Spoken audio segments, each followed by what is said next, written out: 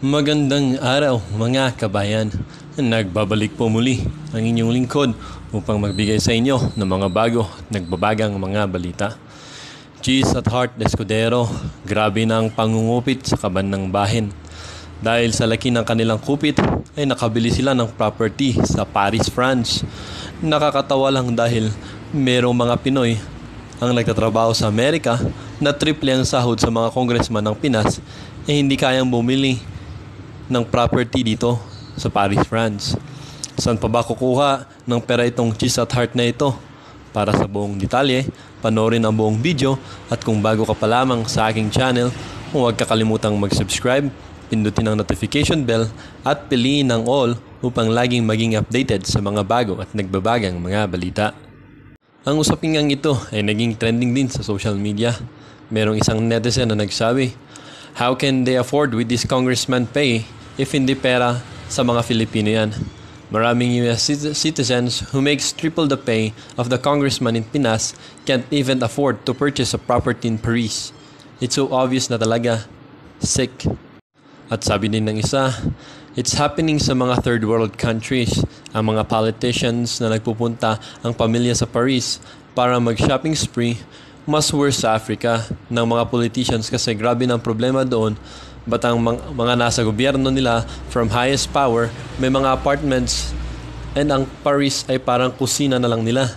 Here comes Philippine politico now. Walang mga konsesya din, but let us all remember, very high ang education attainment ng Filipino. Action tayo agad. Protect our country as citizens, just like what Maharlika is doing now. Making noises, let's make it louder. Sabi din ng isang netizen, it's about time. We go one, we go all to get rid of all the senators, Congress, and all corrupt politicians. Bagong buhay sa Pinas. Let's vote for new politicians that really love our country. So bago natin unahin yung mga nakaw na properties o mga pagmamay-ari ng mga politiko sa Paris, France, ayan, kung saan ay dinadala ang pera ng bayan, tignan muna natin, magpaka-showbiz muna tayo saglit dahil related pa rin syempre ang pinag-uusapan natin sa politika at showbiz. Kumusta kayo mga hitad? Teka, we're live. Okay, live na live tayo. Okay. Okay, ayan. So, alas 9 na dyan, sa Pilipinas. So, ay, nako, nasisiraan na yata ng bait itong si Puso, di ba? So, kasi may lumabas na article dito sa PEP. Okay, alam naman yun, alam yung binoboljak natin si Puso, hindi dahil siya nagpapakita siya ng susubels. Pero bago natin siya boljakan at ang pag-usapan natin ang politika, what can you say about this? Pakita ko yung itsura niya ha. Recent to November 6. Ayan si Puso. Ayan, nagpakita ng susubels. Grabe. Ano ba yung suso? Parang ano talaga, totoo ba yan? Okay, parang gawa. Pero wala naman tayong pakialam kung ginawa yung bubos niya kasi di ba? Bongga ng hitad. All right. Okay, ano ba yung comment? Unang-una kasi asawa siya ng senador, di ba? Buti sana kung nag-bold star na lang siya, bakit hindi, no? Ako nga, pangarap ko mag-bold star. Unang-una, ang sagwa, no? Sabi ni Liza Malo, halatang fake. Okay. Okay, wala na tayong pagdidiskusyonan doon kung peke or hindi. Okay? Kasi ang katawan naman ng tao, may kanya-kanya tayong choice. Like ako, all organic. All natural, di ba? Walang, walang tuslok. Okay? Walang retoke kasi, well, kanya-kanya nga tayong approach sa ating mga katawan. Kung gusto ng iba, gusto nilang magpa-bola, sabi ni J. Labs. Ayun, recent yan na article ng PEP. Then mamaya bubukay ako sa inyo yung mga, well, yung iba alam nyo na, maliit lang ang suso ni Puso. Oo nga.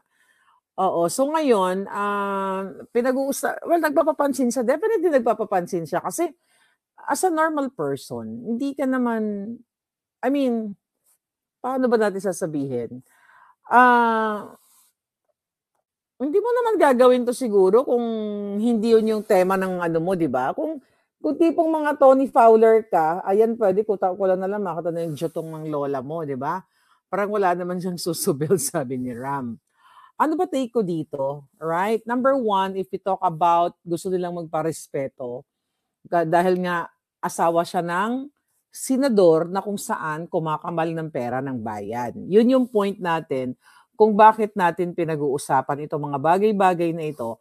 And also, alam niyo naman na may issue na ito, di ba? May mga issue na siya in the past ng kanyang pag-one night stand. Okay, sabi ni Rolly, ikaw ba tama? Ikaw ba tama? Ay, syempre, perfect ako dong. I'm perfect. Ako ang pinaka-perfect sa buong mundo.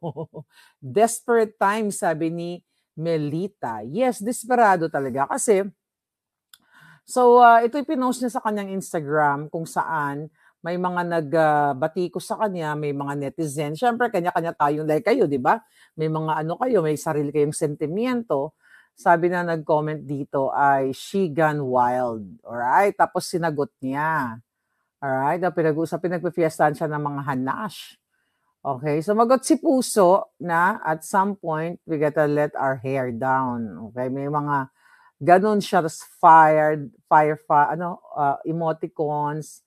Tapos ngayon, may mga nagsasabing peke daw yung suso niya, ganyan. Then, basta yung mga ganon. So, ako naman, I'll comment on that. Hindi dahil sa susobels niya, wala akong pakialam kahit ipaluwa niya yung kipailabong niya or makipagtsuktsakan blue siya kay Bertelot.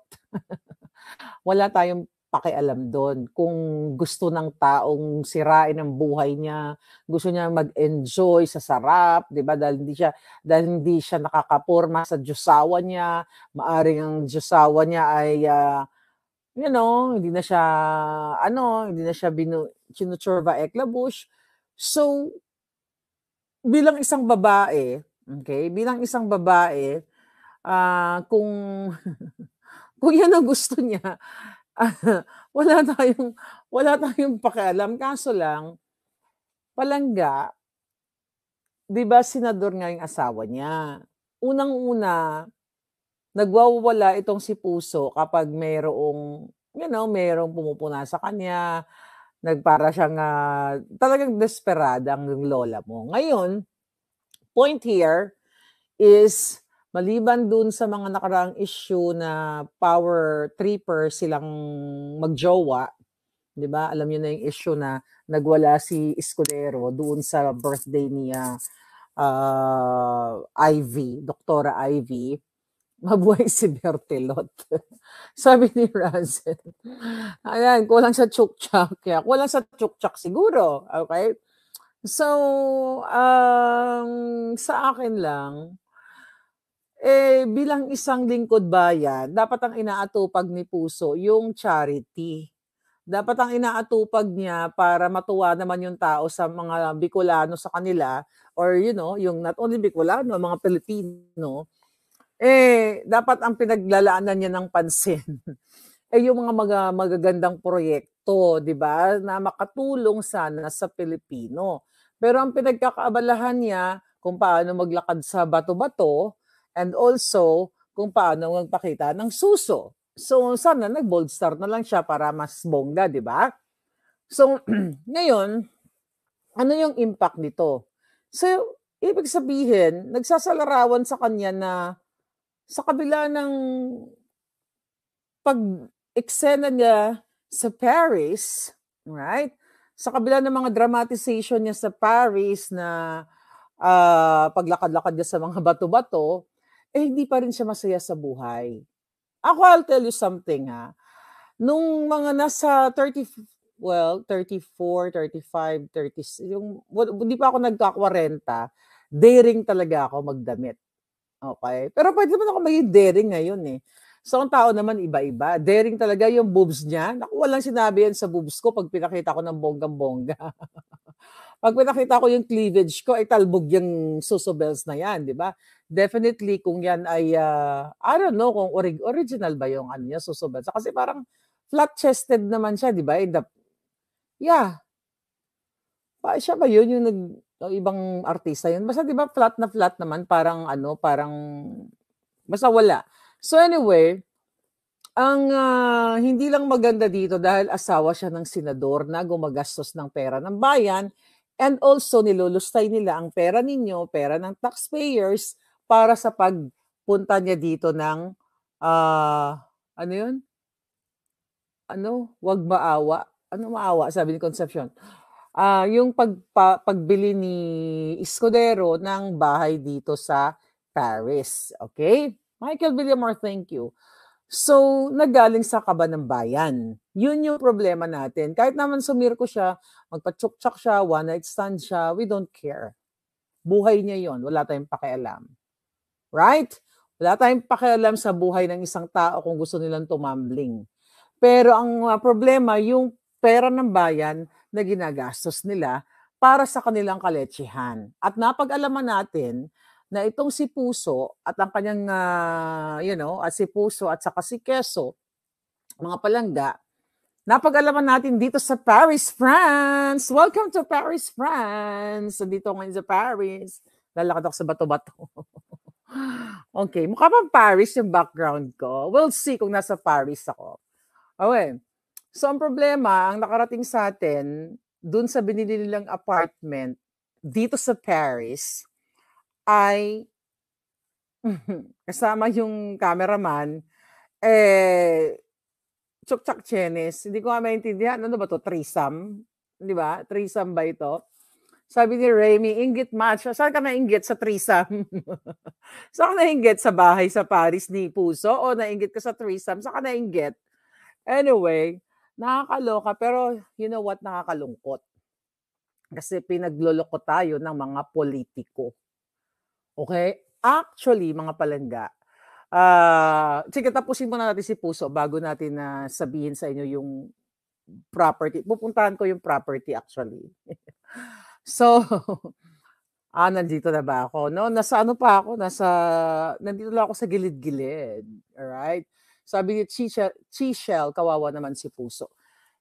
Yeah, actually, kasi yung assessment mo sa kanya na nagpapakita siya ng suso, parang hindi pa sapat yung paglalakad niya sa mga batuhan sa Paris, di ba? Right? Parang ang tingin ko,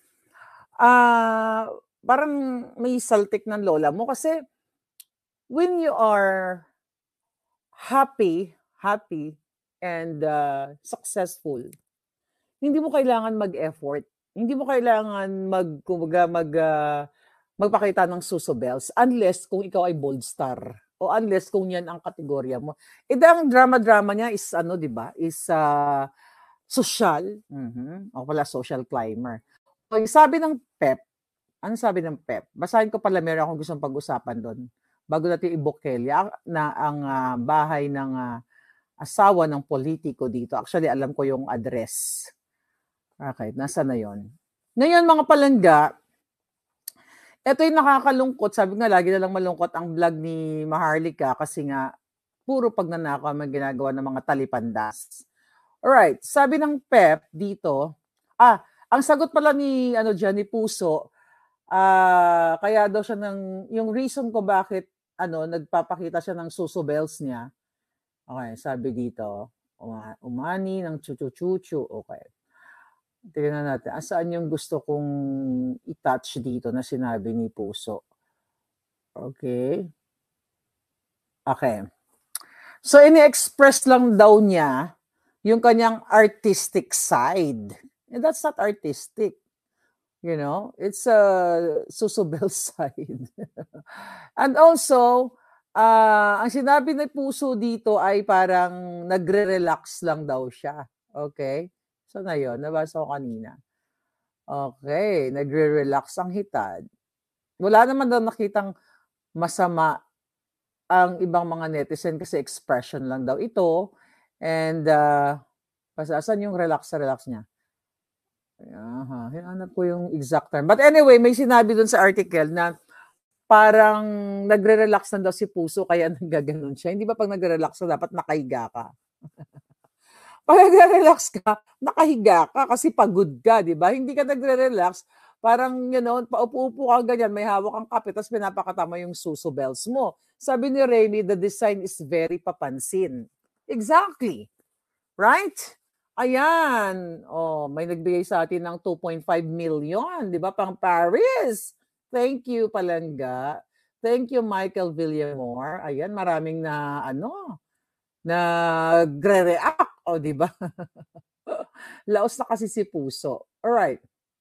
That is Puso. Okay. Yung frustration ni Puso. Basher, pasok. Okay. Again, ako hindi ko nang pinagpapapatulan yan dati. Kaya lang nung nalaman ko na binili siya ni Quezon ng property dito sa Paris, France, kung saan galing syempre sa kaba ng bayan, yun yung pinakamalungkot. Na kayo dyan sa Pilipinas, hirap na hirap sa buhay, sa taas ng bilihin, sa lahat ng kaletsya ng gobyernong ito, diba? Hindi lang si Puso. Andyan si Kuting. Pero wag na muna si Kuting. Pagpahingayin na muna natin si Lisa Smugs. Kasi ano na yan, alam nyo na lahat yan. Actually, ang dami kong mga expose sa inyo. Talagang sunod-sunod ang mga dumarating sa atin na impormasyon. But, ano ba title natin dito? Okay? Property sa Paris ng politiko. Okay? Mga nakaw, ano yung isa? Right? What is the title here? Desperada na si Puso, pera ng bayan, ginagasta sa Paris. Okay? I think alam nyo na yan. So, napag-alaman, nabanggit ko na to sa inyo, di ba yung asawa ni Congressman Zaldico, na kung saan chair person sa Committee on Appropriations, kung saan ay may hawak, sila ang nagdedesisyon ng kung sino ang bibigyan ng budget na 5.2 trillion itong 2023 na yon, matatapos na, di ba? Itong 2023 budget na yon. But again, nag-open na yung 19th Congress. Actually, mayroon nang niluto si Martin Araneta na bago. But okay, later na yon, pero balik tayo kay Zaldico. So napag-alaman ko, mga palangga, na itong asawa ni Zaldico, na si Mylene Ko, di ba? Sinabi ko sa inyo dati pa na pinapasara ang mga designers boutique dito, store, para lang mag-shopping at mag-champagne party sila. At pera nyo yun. Pera ng bayan. So dito sa Paris, France, ay meron tayong kababayan na nakaalam at message actually sa atin ang exact location ng actually, ano yun, ito. Exact location ng apartment na binili. Papakita ko sa inyo ang picture para magkaintindihan tayo. Nakakalungkot na lang na itong mga hinayupak na kongresista, not only this Zaldico, Tambaluslos, ay padasal-dasal pa, pakanta-kanta pa ng Lupang Hinirang. Kanina, napanood ko yung kanilang opening, dyan sa Congress. Although, tsaka ko nahimayin yun, palangga. Okay. Tingnan natin. So, okay, ito. Asan yung picture? So, ito mga palangga. Anuhin lang natin yung, makita nyo yung pangalan ng tao. Takpan natin. Ating, informer o puting ahas. Alright? Ito ang kanyang property sa Paris, France. Grabe. Okay. Ang kwento dito, na kapag pumupunta yung asawa nitong kongresista na si Zaldico na nagpapasara ng, ko lang, galit na naman ako, na nagpapasara ng mga designers, boutique dito mga palangga, ay nag-hire ng 2 van per day kapag pumupunta din sila dito sa Paris, at kapag namimili yung isang van, nilalagay ang mga pinamiling mga designers o mga brand, Hermes, YSL, lahat na galing sa pera ng bayan.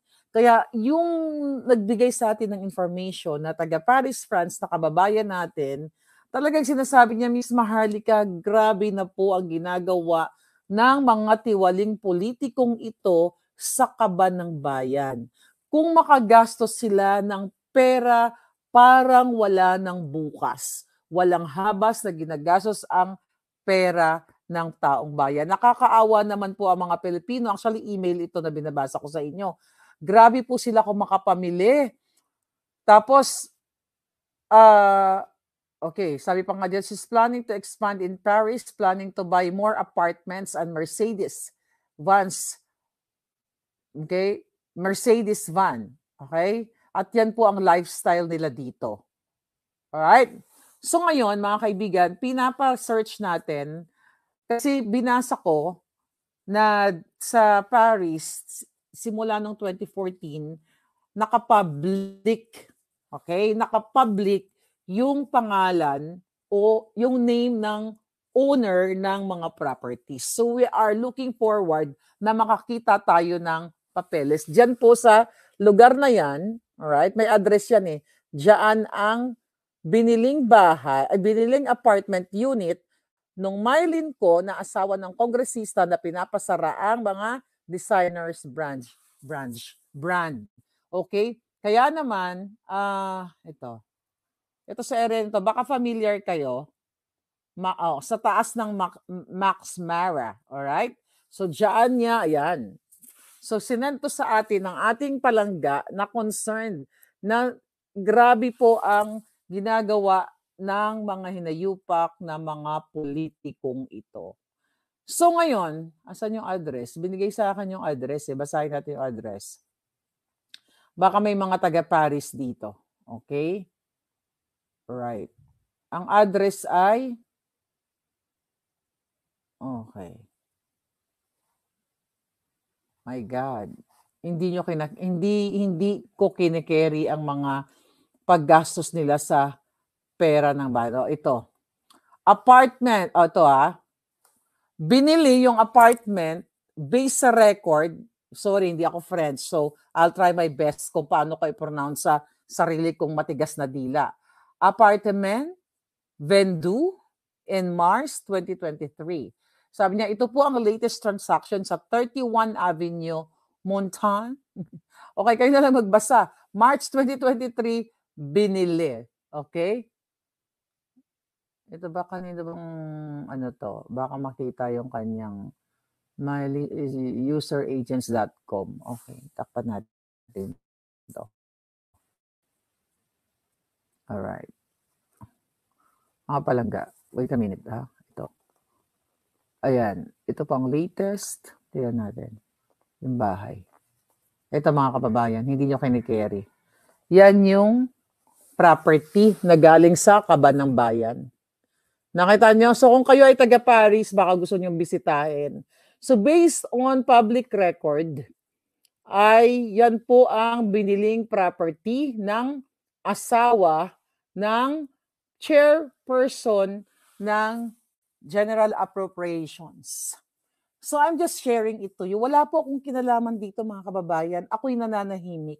It just so happened It just so happened na may mga Pilipinong concerned sa nangyayari sa ginagawa sa kaban ng bayan. Nakakalungkot. Okay? Dahil ang pera ninyo, imbis na igastos dyan sa mga livelihood programs, ay dinadala dito sa Paris at sa iba pang mga offshore accounts. At ito, I don't think na itong itong mga kababayan natin ay isaalang-alang kasi ni-research ko yung nag-message sa akin, baka mamaya chika lang or patibong lang. Pero legit siya. At true name yung ginamit niyang pangalan nung nag-message siya sa akin. Grabe. Ito ang haba na. Ito. Tignan nyo to Okay. Right? Okay. Ito, mukhang maganda yung location. Alright. Ito. Yan. Diyan sa area na yan. Okay? Diyan ang apartment ni Zaldico na may hawak ng pondo ng bayan sa utos, Actually, ang sabi sa atin ng palangga, ito share ko sa inyo ang email. Ito. Miss Maharlika, around March po, around March, ditong medyo hindi na kasi baka tong palangga na to. Okay. Around March ay naghahanap na sila ng property dito sa Paris. Alright? Si Martin Romualdez talaga ang naghahanap ng property unong-una. Okay? And ang kanilang okay, tingnan natin. So ngayon, mga kaibigan, so magkasabwat si Tambaluslos at si Saldico. Okay, dito sa property na binili. Avenue Montan Fashion Shop, sabi ni Z ng aking palangga. Yes, sa taas nga ng shopping area. Nakapunta ka na dito palangga? Okay. So, sabi dito, sa taas ng Max Mara Boutique, right across Louis Vuitton Avenue, Montan, I'm not French, so who the heck cares? Ang tabi po niyan ay 5-star hotel, Plaza Athénée, okay? Oh, wow. 1997 si Palangga pumunta. Okay, Plaza Athénée. Actually, sabi niya, one of the luxury and most expensive hotels in Paris. True, kasi napanood ko yan sa Emily in Paris. Mahal talaga ang dyan. Mahal ang per night. Sabi ko, si Romualdez talaga ang naghahanap. Okay, nung una na gustong bumili. Montaigne? Montaigne. Okay, Montaigne daw. Okay. Montaigne, Montage. All right. Montage meron yan sa sa LA. But anyway, so si Martin Romualdez yung unang naghahanap, and later on ang nag-occupy at bumili ng property ay si Zaldi, yung congressman po, si Zaldi at si Maylin Ko. Silang mag-asawa. So grabe po silang mag-shopping dito. Parang walang katapusan ang pera ng bayan. So, may taga-Paris ba dito mga palangga? So, sinishare ko lang sa inyo mga kababayan. Ganitong gastusin ng mga senador, ng mga kongresista, ang pera ninyo. May address yan at may wino-workout ko na makuha natin ang pangalan, yung pangalan nila mismo na naka-attach doon. O maybe they have may mga dummy sila. Pero kung matino ang ating ang ating gobyerno, right? Kung matino ang ombudsman, dapat itong mga politikong ito, kongresista, lahat sila, pwedeng i-audit ito mga kaibigan. Pwedeng i-audit, pwedeng susugin itong mga hayop na to, paano hindi maghihirap ang Pilipino, yung mga hinayupak na mga kongresista, mga senador na ito, ang pera na dapat igasta sa livelihood programs, again sa mga may sakit, sa mga elderly natin, ay dinadala nila dito sa ibang bansa para ibili ng kajotahan nila, ng paparetoke ng mga susubels nila, pangbili ng mga Hermes nila, na kapag na tsugi sila, akala nila madadala nila lahat ng Hermes na yan. You know, imbis na ibigay sa taong bayan. Kaya di ba, hindi lang, maraming mga nagmamahal sa bayan in the past na mga dating politiko or politiko din yung iba na nasa government na nagsasalita na like 40 to 50% ng budget, na national budget ay napupunta sa korupsyon. Napupunta sa mga hinayupak na ito na walang awa, walang habas, na binibitbit ang pera papunta sa ibang bansa. At ngayon, ang ginagawa ng gobyernong Kuting at Ahas Administration, mabigyan na ng helicopter ng India. Oo, binigyan tayo ng helicopter ng India, galing-galing, bait-bait ng India. Na kung tutuusin, kung hindi nila nanakawin yung pera natin, kahit ilang helicopter kayang bilhin ng Pilipino para sa para sa atin. Pero dahil kinakamkam nila ang pera ninyo, so yung mga surplus na mga binibigay sa atin, proud na proud tayo na kung tutuusin, kaya nating mag-develop ng mga magagaling na inventor, na mga galing na mga mechanical engineers, na mga gagaling na mga eksperto later on, yung mga bata na may talino, na pwede nating ilaan ng mga scholarship sa kanila para pagdating ng panahon, di ba? Magkakaroon tayo ng sarili nating pagawaan ng, na mga kailangan natin in terms of pag nagkaroon ng kaguluhan. Hindi yung lagi tayo umaasa sa mga surplus. Di ba? May mag-invento ng gumawa ng kumbaga ng eroplanong, sumasayaw na eroplano yung nakikita natin sa TikTok. But seriously, mga palangga, imbis na ibuhos ito sa mga Pilipino, sa mga kabataan na linangin ang kanilang kaalaman para mapakinabangan ang kanilang mga utak in the future para sa mapakinabangan ng bayan natin, paano ka maglinang ng mga kabataan kung ang pera wala na? Paano magiging matalino ang mga Pilipinong galing sa mga mahirap na pamilya kung mismong kumakalam ang kanilang sikmura? You know what I mean? Kumakalam, hindi na nakapasok, yung iba mga drop out na, hindi na matuloy dahil walang panggastos ang kanilang pamilya na sana ang gobyerno ito ang tinututukan ng mga politiko, ng mga senador, kongresista, pero ang tinututukan ng mga hinayupak na ito ang pagbili ng Hermes, ang pagpaparepair ng kanilang mga susubels, ang pagpa-inject ng kanilang mga nguso na nagpa-feeling Angelina Jolie, na kapag nabura na, natunaw na yung mga in-inject sa mga mukha nila, ay nalulusaw na rin. Again, wala akong against sa mga taong gustong maggawin ito. I am talking sa mga politiko. If you have your money, galing sa malinis, at gusto mo i-enhance ang beauty mo, go for it. Okay? But ito mga politikong ito, ang mga pinangtutuslok nila sa mga nguso nila ay galing sa pera ng mamamayan. And also, yung mga pinang-shopping nila, pinang-bibili nila galing sa pera ng mga mamamayan. J. Ventura, taas na naman ang presyo ng bigas. So ito mga palangga, yung masakit bilang isang citizen of the world, not only being pinanganak sa Pilipinas, bilang isang tao na nakikita mo na naghihirap ang iyong lupang tinubuan, pero ang ginagawa ng mga hinayupak na to, ay dinadala magsimula sa presidenteng Kuting, sa kanyang asawang ginayupak, sa lahat ng mga nakapaligid niya, sa kanya, at itong mga leching ito sa Congress and Senate. Ito, kaya talagang hopeless case ang Pilipino.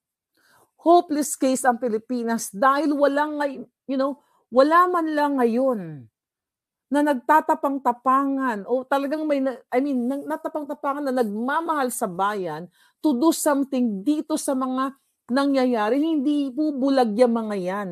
Alam nila na itong mga kongresista, itong si Tambaloslos, itong si Saldico, itong si Sandro, ay nilalapastangan nila ang pera ng bayan at ginagastos nila. So, inaantay ko lang itong palanggang to na maibigay sa atin. Actually, yung, I hope we can get a document. I don't know kasi, hindi ko alam. Search ko, hindi naman ako nakaintindi ng French. So, si palanggana ang natin. Ipaayos natin dito at mahanap niya yung ownership dito nga sa Paris, France. Grabe. So, nakakalungkot. Alam mo, nakakapanghina. Pati mga media bayad, sabi ni Romulo Lorica. Hi Marlica, totoo bang balita na name your price daw, then bati na kayo ni Kuting? Oh yes, that's true mga palangga. Diba? Binagit ko na paulit-ulit. Tinanong ako anong gusto ko. Sabi ko mag-resign siya. Diba? Oh, yan, mag-resign siya para wala nang bati-bati mga palangga. Ang kalaban dito is mga Pilipino. Alright? Hindi naman ako eh. Ang kalaban nila yung ginagawa ni Kuting, ang Kuting at ni Ahas, yung pagpapahirap sa inyo. Yung pagtatransport nila ng pera ng bayan. At ito yung mga kongresista at mga senador na nakikipagsabuatan. Ako wala naman akong sa kanila dahil, personally, well, yes, I'm affected, definitely. Apektado ko, kahit na nasa Amerika ako. Right. Ay, nako. Liz Vergara, ngayon na uso ng social media, labanan natin ng mga magnanakaw na politicians. Exactly. And you know what? You guys na mga nagko-comment dito, kahit na ako ang I think so far, ako isa sa pinakamaingay dito na nagtutuligsa sa mga politiko, sa mga tiwaling politiko. But kayo talaga na nandiyan, you're already a hero. Hero din po kayo, mga palangga. Dahil kung kayo ay tumatahimik at hindi nyo ini-echo yung ating mga expose dito, hindi rin tayo magtatagumpay. 'Di ba? Ngayon nakikita na natin yung tagumpay na nalalaman ninyo ang mga nangyayari sa likod ng kamera na binababoy talaga ng mga politiko itong ating bayan sa pamamagitan ng pagnakaw ng pera. And now, ayaw nilang i-release ang kanilang mga audit reports sa kanilang budget dyan sa gobyerno. Then, gusto nila tayong umag-alsa o maging matapang at protektahan daw natin ang ating teritoryo. Ako, okay, sige, protektahan natin ang teritoryo natin. Pero pinoprotektahan ba ng gobyerno ang kanilang mga mamamayan para magkaroon ng lakas, magkaroon ng tamang kaisipan, ng tamang kalinga, para, paulit-ulit ko na lang sinasabi ito eh. Paano nga lalaban ng Pilipino kung mga hinayupak na to, kinuha na ang pera para sa inyong pagkain, na makakain man lang kayo ng nutritious food ng mga anak ninyo, mga sundalo, lahat ng klaseng, lahat ng sektor, okay, ng Pilipino, sa amang komunidad kayo, apektado kayo dito dahil dinadala nila sa ibang bansa ang pera. Tapos kayo dyan, mukhang mga pulubi tayo. Sabi ko nga, di ba kahapon, dun sa vlog natin, na ang Pilipino, kung kani-kaninong lumalapit, kay kapitan, kay kagawad, kung kani-kanino, nagmamakaawa. Tapos, every time na lang nag-election, ginagamit ang mga botante. Kaya, sabi ko, ang lungkot, masyado, sinumpa ba tayo ng langit? Di ba? Sinumpa ba ang Pilipino kung bakit ganito kakurap itong mga hayop na ito?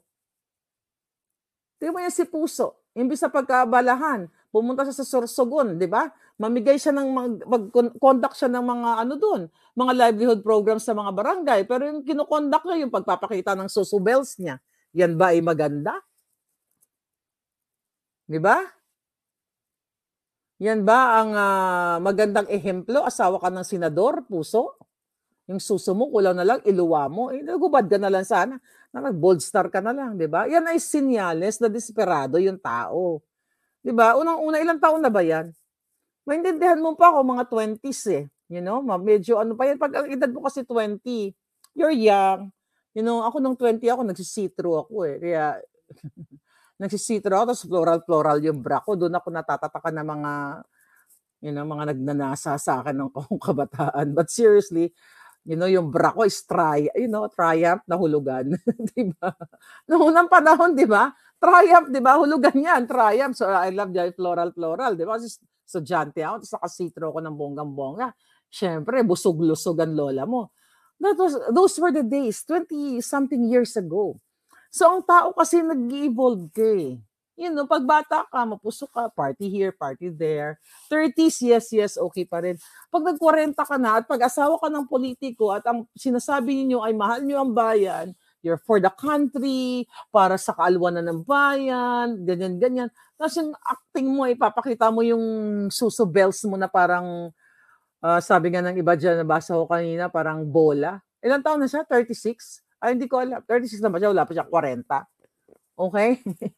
Sabi ni Minda Diaz, busog-lusog. Pero, ang lungkot ng Pilipinas, 100 years behind na ang Pilipinas, sabi ni Julian's July. Ang problema sa Pinas, ang daming magnanakaw, pinag-awayan perang bilyon. Yun nga, Robert, yun ang problema, kawatan lahat. Di ba? Eileen, yes, yun yung sinabi ko na tinanong ako anong gusto ko, mag-resign siya. Yeah. Okay, si Met Fashion na good night na. Okay, lahat tayo nasa ibang bansa, sabi ni Salome Matsubara. Right, lumayo sa mga mahal sa buhay. Tama ka. Lumayo sa mga mahal sa buhay para magpakahirap, magtrabaho at tumulong sa mga pamilya, kamag-anak, mga walang makuhang trabaho sa ating bansa. Exactly.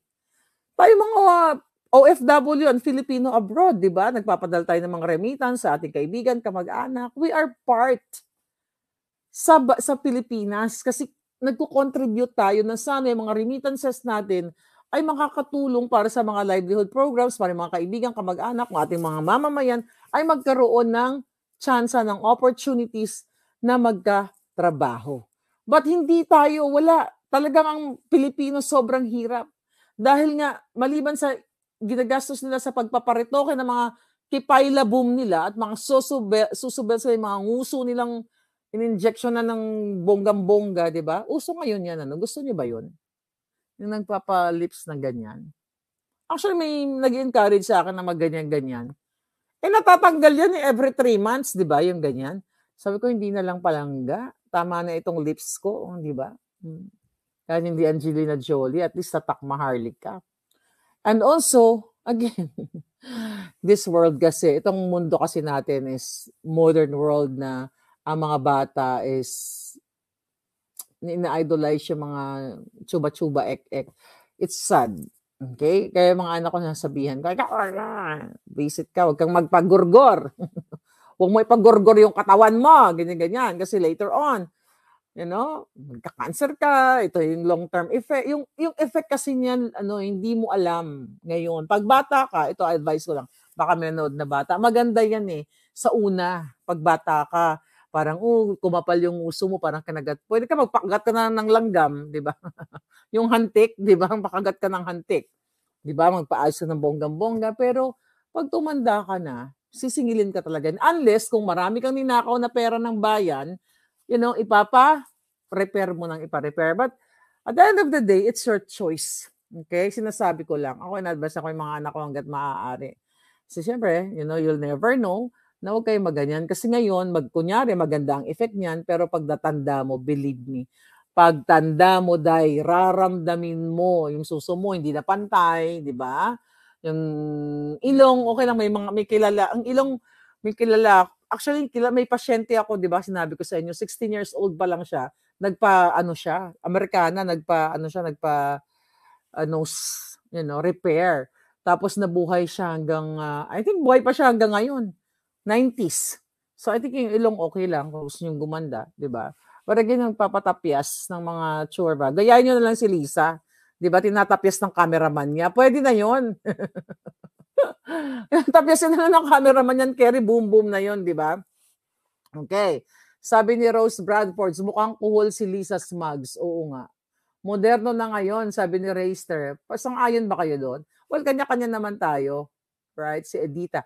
Anyway, mga palangga. Yeah, so alamin ko pa kung sino pa ang mga bumili ng mga properties dito sa Paris, France na mga ginayupak na mga politikong kawatan sa ating bayan. Okay, teka, may nag-message si Palangga. Baka meron siyang pasabog.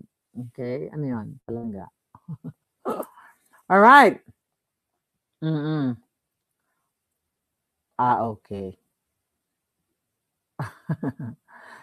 Okay, si Maricor Flores ang tangos-tangos ng ilong. Yung kay Tulfo, di ba? Yung si Hitad. Kumusta na ba yon? But anyway, palagay na isang suso para extra. 3 suso bells, Ay. Alright. Yeah, yung ilong. Mas, wala na kayong gusto yung magpatangos. Basta ako, swerte ako, binayayaan ako. Kung hindi naman kayo binayayaan ng ilong at dapang-dapa yung ilong ninyo, okay lang yan. I'll support you. Kung excited ka gaganda nyo, I'll support nyo as long as pera nyo palangga. Wala tayong problema. Huwag lang galing sa pagnanakaw sa kaban ng bayan. Ayon, imbis na tumulong ang mga tao sa mga taong hikahos, sabi ni Life Simple Choices, iginuhit niya ang linya na siya ay may pera at ang mga Pinoy na tumitingala sa kanya ay gutom at gipit. True. You're talking to puso, right? Daming nakitang butas sa stage ni Rafi, sabi ni Senator Rafi, sabi ni Ira. May pa ba? May nagbusisi doon? Ang importante, may butas ang ilong, sabi ni Nene. True. Yeah. So anyway, we're going somewhere at magpe-prepare lang ako at mag-outfit tayo today and rampa ako. Ipapakita ko sa inyo mga dramatization ng Fair Lady Maharlika. Mula dito sa Paris, France, this is your fair lady. I'll see you later.